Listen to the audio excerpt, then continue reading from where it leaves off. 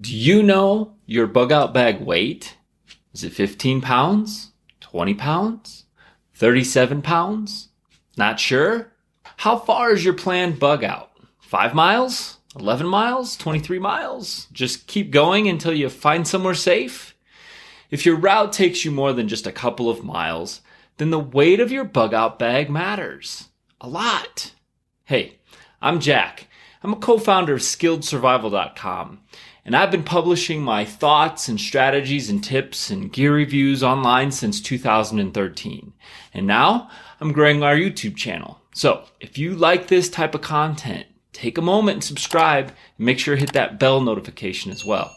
All right, so let's figure out what your target bug out weight should be. But first, we need to agree on what a bug out bag is really for, because the best way to shave weight off your bug out bag is to remember what it's really for. So when planning your bug out build, it's easy to forget its ultimate purpose. It's addicting to keep putting more and more items into your pack, adding everything you can think of for any possibility. But if you do that, you'll end up with a back-crippling 50-pound pack. Instead, a bug out bag should provide you with the bare essentials to survive for about 72 hours. 72 hours is a rough average. Your bug out could be much shorter or longer depending on your survival plan. But it should be designed to provide just enough stuff to survive a swift journey from point A to point B if you have a bug out location, or about 72 hours if you don't, such as for an evacuation due to a wildfire or something similar. This amount of gear allows you to get the hell out of Dodge fast, helping you to arrive safely to your prearranged destination according to your family's survival plan. So it's vitally important to remember this fact. You're gonna be walking a long way with this monkey on your back, and a heavy pack will slow you down. I can promise you will fatigue much quicker with a heavy pack, especially if you're not in peak physical condition. Unless you've personally experienced backpacking for 3 days straight and walked at least 8 miles each of those days, you can't truly understand just how difficult a task you may have ahead of yourself. Heavy packs are painful. Trust me, I learned this the hard way when I used to go backpacking. If your bug out bag is too heavy, you'll quickly regret it. You may be even forced to decide what to keep and what to ditch. I'd much rather do that right now, today, not mid-bug out. So keep this in mind at all times because you can't carry everything. Even if you're building an inch bag, which is a I'm never coming home bag, you should still watch your bug out bag weight. One thing we're going to talk about in this video here shortly is the more survival skills you have, the less gear you need. Okay? So before we get into some of the specific tips to help lighten your bug out bag weight, it's best to determine if you need all the gear in the first place. Learning critical survival skills, such as finding shelter or building shelters and building fires, will make things like heavy tents and stoves an unnecessary bug out burden.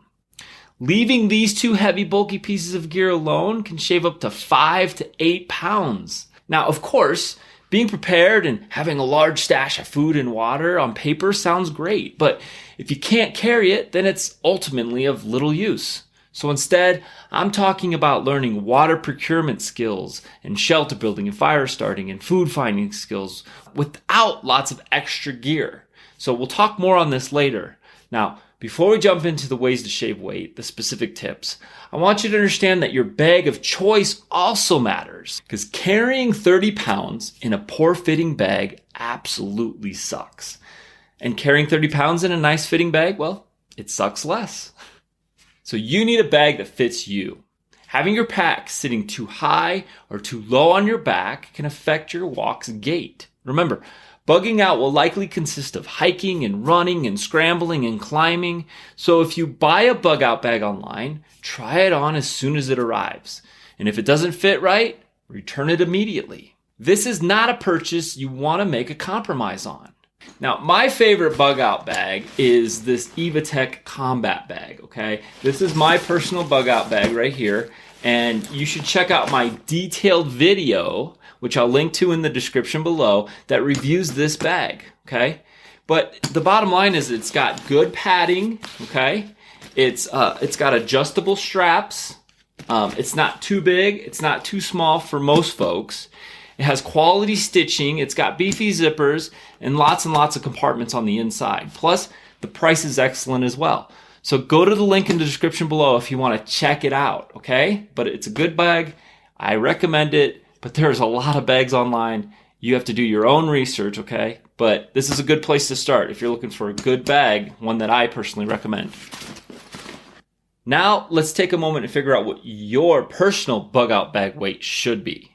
The target weight of your bug out bag is determined by your weight. The basic formula to remember when packing your bug out bag is this. Your ideal target weight is about 10% of your body weight. And the maximum you should attempt to carry, in my opinion, is 20% of your weight. So, for example, if you weigh 200 pounds, then 10% of 200 is 20 pounds. And if you're going to aim for the 20% max, you've got to be in good physical condition. Otherwise, you're going to fatigue quickly, hampering your escape. And in this example, if you weigh 200 pounds again, 20% of that is 40 pounds. So somewhere between 20 and 40 pounds is what you're looking at if you weigh 200 pounds. You need to realistically estimate your target bug out bag weight and what you can safely carry.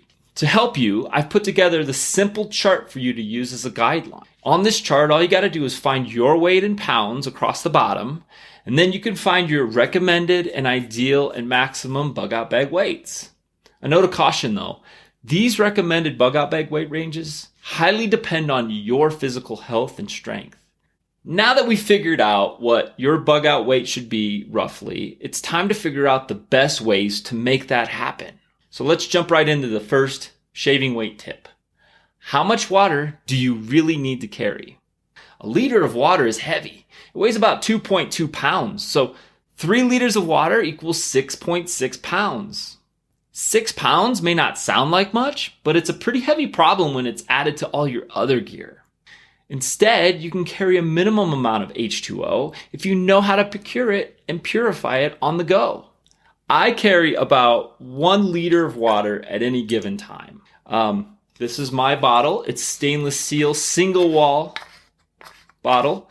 I like single walls because that way I can put it over a fire and I can boil it very easily. If you get a double wall or triple wall insulated water bottle, those are nice to keep drinks hot and cold, but they suck as far as survival goes because you're going to have real trouble trying to boil that water in a pinch, okay? And that boiling water is a plan B, plan C type purification method, and I just want to make sure I have that as a part of my strategies if I'm bugging out. But the bottom line is, I do not plan on carrying 6 pounds of water. So if you're like me, you'll need to prepare and plan for that. So you can either cache water along your route or find water and treat it on the go. If water's abundant, lots of lakes and streams and ponds in your area, then you need to learn how to purify it. If it's not, then you need to learn how to cache it. Now, if you decide to cache water along your route and bury it somewhere, you need to mark the map where you cached it. There's nothing worse than looking for your cached water supplies and then not being able to find it in a worst case scenario. Now, if you decide to procure water from the wilderness, then make sure you have some known, reliable sources to treat along the way. There are several ways to purify water. I'm not going to go into that today. The bottom line is just practice 1 or 2 of the ways to purify water until you can turn nasty, stagnant water into clear, potable water. Doing this will allow you to leave most of the water stock out of your light bug out bag. Okay, number 2, it's time to review your bug out bag calorie options. Recall, you can exist for about 3 weeks without food. However, you're bugging out, so you need energy to stay healthy and mentally alert.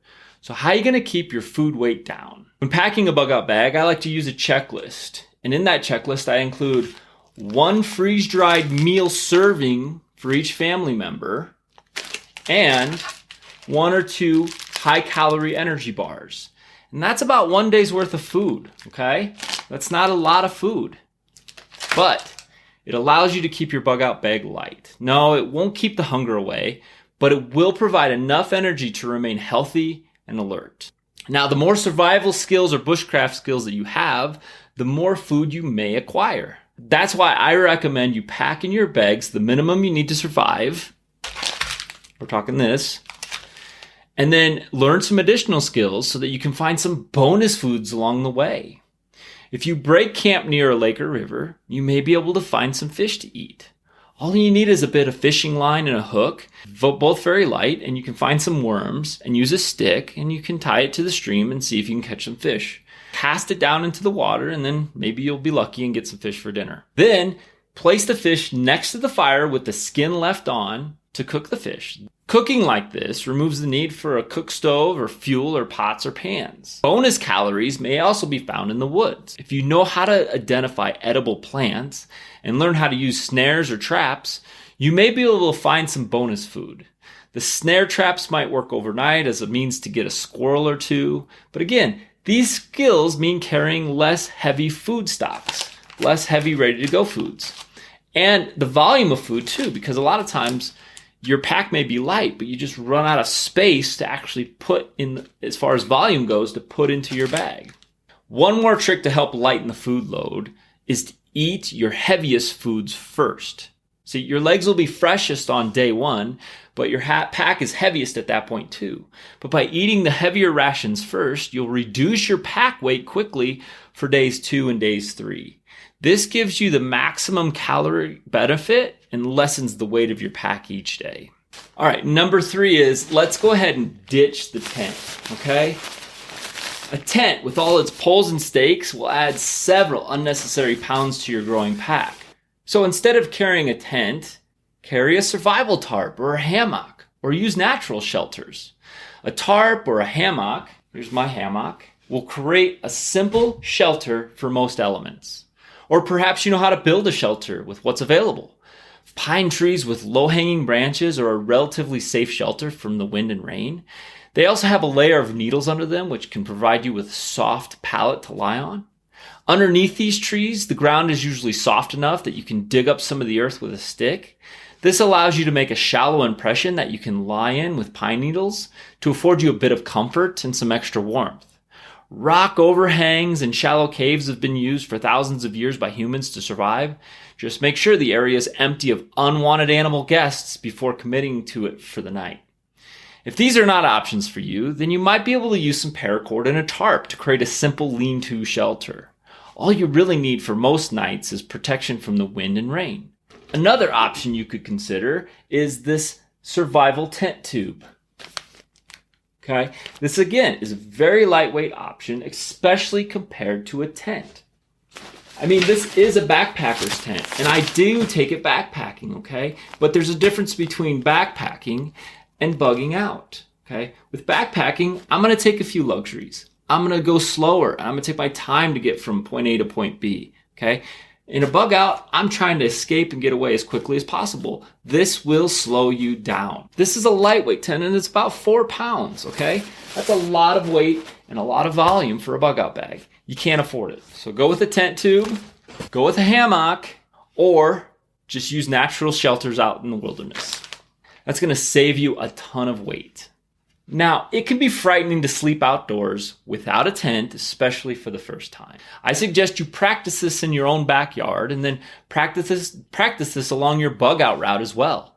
You'll soon get used to sleeping under the stars. Now, one downfall to building your own shelter is it takes time and energy and it burns precious calories. So by scouting your route carefully ahead of time and finding locations on your map where you can find food items and timber and water and everything you need to help you survive, with that knowledge and practice, you should be able to craft a decent shelter or find a decent shelter to protect you and your family from most weather conditions. Now, I hear some of you already. What if there's a lightning storm or tornadoes or forest fires or blizzards? Yes, my friends, these are risks. How are these risks lessened by sleeping in a heavy-to-carry tent? They're not. Those risks are an inherent part of wilderness survival. So it's much better to bunker down in a shallow cave or an overhang if a tornado roars by, instead of a tent out in the open. Now, if it's winter when you're bugging out, the heavy snow around the base of the pine tree can form a sort of igloo to provide protection and warmth for your family. And building a fire will be an essential skill as well. Okay, next up is sleeping bags. Sleeping bags are overrated. Another place to save on your go bag weight is to ditch your sleeping bag. If you're bugging out and you've got summer temperatures, you're not going to need a sleeping bag. If you're in mountainous terrain or dealing with frigid winter temperatures, you can also trim weight by using a Bivvy bag. These Bivvy bags are small, lightweight, and they're made from a material called mylar, the same material that EMT attendants use for hypothermic victims. A Bivvy bag has been made to cover the body entirely from head to toe. Additionally, it helps trap your body heat. But bottom line is, using a Bivvy bag will still save many pounds off your bug out bag weight and the volume, right? Again, it's all about being able to put things in the bag and not filling it so you don't have any more room to put things in. It also acts as a windbreak against cold, rain, snow, and wind. And if you ever find yourself in a desert type scenario where there's very little shade and a lot of heat, these mylar tarps, if they're put up and hung up above you in some way, can create amazing shade. It actually rejects the rays of the sun in a way that creates some of the best shade you can be under. Really cool. Now stretch out. This tack bivvy is 7 feet long and 3 feet wide. And then once it's rolled up, it shrinks down so it's so small that it fits in the palm of your hand, and it weighs only 6.2 ounces. It's a lot less bulkier and lighter than carrying around a traditional sleeping bag. If you want to check out this tack bivvy, go to the link in the description below. There's a great deal on them. I recommend getting several. Put them in your glove box, put them in your bug out bag. Everybody should have one, in my opinion. They're just a life-saving device in extreme heat or extreme cold. Number 5. Are extra clothes really necessary? Your bug out bag clothes selection is dependent on your location and your climate. You should reevaluate your bug out bag clothes stock at least every 6 months or so. I try to do it at the beginning of each new season. You want to make sure you have the right seasonal selection of clothes that you can swap out during these times. Also, it's wise to invest in durable, high quality clothes like tactical pants. Stuff that can get wet and then dry quickly, not jeans. Here's a pair of my simple tactical pants right here, okay? They're lightweight. They're great for if they get wet, they'll dry quickly. They have a couple pockets, and they have this little side pocket for either a phone or some tools. So you don't have to spend a lot. We have a post on tactical pants if you want to check out some options that we found online that look really, really high quality. And make sure you put these with your bug out bag and put these on before you bug out. You know, it takes an extra section to do that, but that way you don't have to add any extra pants to your bag. Pants take up a lot of space. Put the ones on that you're going to be wearing for the next few days and you're good to go. Another way to save weight and space is to roll your change of clothes into a skivvy roll. Now, a skivvy roll is a couple of basic spare clothes items that you roll into a small tight ball. A skivvy roll tends to only include a pair of underwear, a shirt, a spare shirt like a t-shirt, and some socks. So that's all you're going to really need to put into your skivvy roll. So basically, first, you lay your t-shirt flat and place your underwear folded in half in the middle of the shirt, right below the neckline. This makes it easier to fold.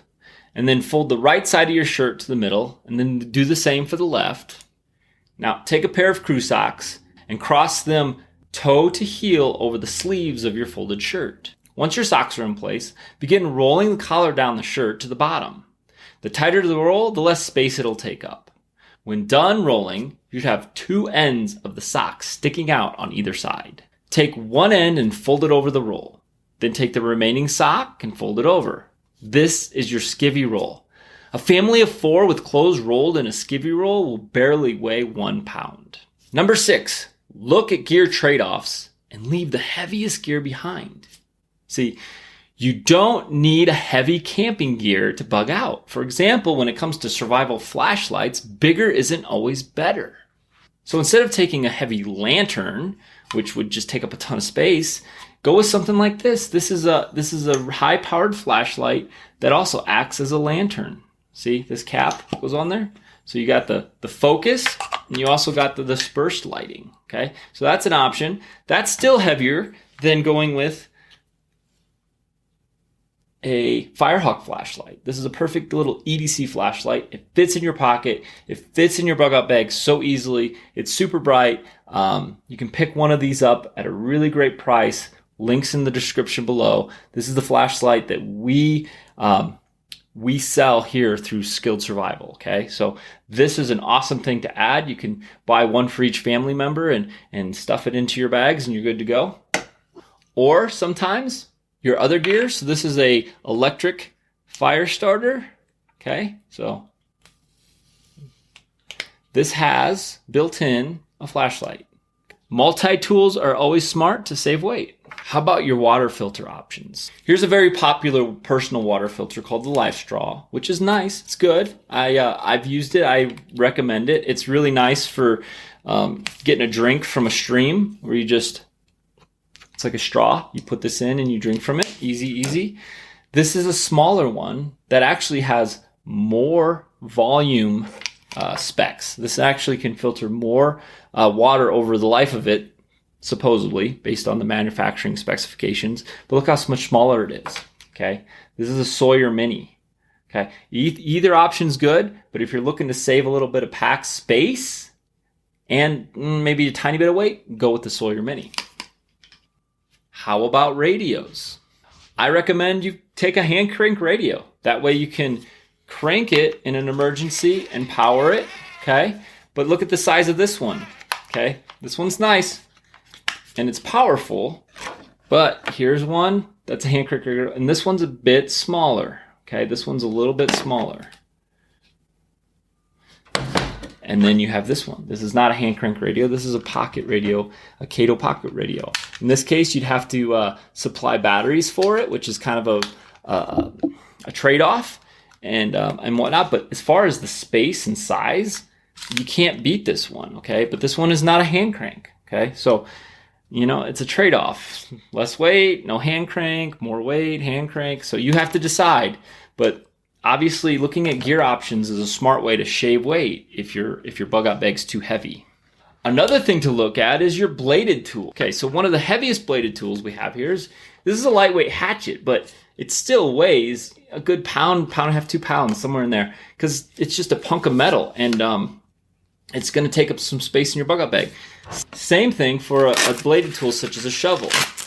Now this can come in really handy, a shovel, to be able to dig, and it also has a really sharp edge here and can be used to kind of chop. Okay, so it kind of is a shovel and kind of a hatchet type thing, and it has a serrated edge for cutting as well. So this might be something you actually want to pack as a bug out shovel, and then replace some of the other gear, because in the handle here is also a compass on the end and some fire starting options. So you might be able to replace this one single piece of gear to replace several other pieces of gear. Again, it's just deciding what makes sense for you and what trade-offs you want to make. And you can also leave the hatchet behind and just go with a really good survival knife. Here's my survival knife, okay? It's not super big, but it's also a fixed, full tang, fixed blade knife, okay? Sharp, so I can put this on a piece of wood and then hit it and baton down to split wood, shave wood, self-defense. It's got a blade on the back side for stripping rope if needed. It's a quality survival knife. And the sheath also has a compass and a fire starter as well. So, and then this is a nice folder from Evitech. Now I'm not gonna baton with a folder because you will break the spring material inside. Usually when you start hitting on this thing, you could really bust it. But other than that, this is a pretty heavy duty knife from Evitech. There's a good deal on these. Link in the description below if you're interested. But these are all things you have to decide. How many knives am I taking? And what am I going to use them for? Do I want a hatchet? Do I want a shovel? Do I want a survival knife? Do I want a folder? You know, and taking them all costs weight. Okay, so you got to decide which of those is most important. And taking them all is probably going to be too much. Now, some people advocate trading down in weight on most things, and I typically do support that notion. except when it comes to fire starters. I want to carry at least 3 different fire starters. I want a lighter, I want waterproof matches, and I want a ferro rod. You also don't want to waste precious time and energy and calories trying to start a fire with sticks. Without fire starting gear, you could be in for a long, cold, miserable, and dangerous night. Number 7 is firearms. Here's the deal. Keep it light. In my opinion, hunting is too time consuming and heavy to justify for a bug out. Recall, the point of bugging out is to get from point A to point B as fast as possible. And hunting takes both time and attention away from what's really important, and that's moving quickly. It doesn't make much sense to carry around 10 to 20 pounds of firearm gear on the off chance of taking a shot at something. However, I do plan to take a small firearm with me for self-defense. Because when it's go time, things are not going to be pretty. That moves us over to number 8. I think you should cache extra ammo along the way. Being prepared to defend you and your family for 72 hours is one thing. Carrying enough ammo to take a small village by force is another. The less ammo you carry means traveling faster and reaching safety sooner. It's a personal choice to decide how much ammo you're going to carry. However, next to water, extra ammunition will be the most cumbersome gear in your pack. So I suggest you cache some ammo along your route. That way, you can decide later in the moment whether it makes sense to dig that ammo up and add it to your pack if you need it. Or you can just leave it behind. Number 9, packing right makes it feel light. Anyone who's carried a heavy pack understands that you want the heaviest items to sit closest to your spine, right here. Because the further away something is from the fulcrum, the more it pulls. So putting the heaviest things closest to your body reduces unnecessary stress. You don't want to hang a bunch of water or ammo or a tent on the outside of your pack, further away from your body. I'll show you what I mean here. If I hold this in tight and I hug it, it doesn't weigh much at all. But as soon as I start going like this, while it doesn't weigh any more or less, my shoulders are getting tired holding it out this far, okay? Same thing happens with your pack. If you're wearing a pack and all the weight is way out here back behind, it's going to start pulling you back even more. But if it's hugged up tight, it'll sit right above your legs, and you'll feel powerful, and you'll be able to carry the same amount of weight in a much more comfortable way. Okay, another way to cut down on your pack weight is to keep a few items in your pockets. Now, you still don't want to load yourself down with your pockets, but if you're carrying the weight in your pockets, it's going to be directly on your legs, and that's going to help, again, save your back and spine from undue stress. And again, remember, any dual items take up less space and weigh less for the same amount of utility. Often, survival is about creativity. Okay, number 10, go hardcore. Okay, so hardcore backpackers, this is where we're getting into the realm of shaving minuscule amounts of weight. So let's say you've trimmed your pack weight down significantly by following the 9 previous suggestions, but you know there's still more you can do. Well, you're right. And these 10 hardcore tips are the tiny, unknown, meticulous fractions of ounces that you can attempt to trim if you're hardcore. Now, none of these tips by themselves will make a noticeable impact, but all done together, they'll add up and reduce your overall bug out bag weight. Okay, let's go through them. You could look at your bag, and if you know the exact length you want on your straps, you could cut off any extra strap length, okay? Any extra straps that you don't think you need is unnecessary weight. You can just cut off and snip off all the extras. Just make sure there's enough room there so that you're not, it's not slipping out of its clip. Next, remove any unnecessary stickers from both your bag and your gear. You can trim off some unnecessary edges from your map. If you unfold your map and you find that a big section of it isn't something you're going to be using out there, cut it and you're going to save a few ounces. Replace your spoon and fork with a spork, okay? You notice another tip is, see how there's holes in this? You could take a lot of your tools, such as spoons and forks and sporks, and drill holes in them. Drill holes in your toothbrush handles, okay? These are all things that you can shave the weight by taking out some of the structural material of these things that aren't really necessary. If you're trying to keep things organized, use Ziploc baggies. They're very light and use those instead of using sacks to secure your items. Okay, so those are just a few hardcore tips. But again, the best way to lighten your load is to leave the unnecessary equipment out of your bug out bag altogether. But you can only get away with that by practicing survival skills or caching necessary items along the route. Or better, do both. Both choices require pre-planning and practice. So if you plan and practice properly, you'll know you can handle your bug out bag weight and everything you need for a quick and successful bug out. Sadly, there will be those who bug out with a cumbersome pack and no practical survival skills. Those people will be putting themselves and their families in extreme danger. A heavy pack will slow them down and they'll get fatigued quickly. They'll be forced to ditch items mid-bug out just to make it. They'll be left without items they are unprepared to survive without. Now, if you're still watching this video right now, then you obviously enjoy this type of content. So take a moment right now and subscribe. That way, you'll never miss another future video when it becomes available. Until next time, prepare, adapt, and overcome.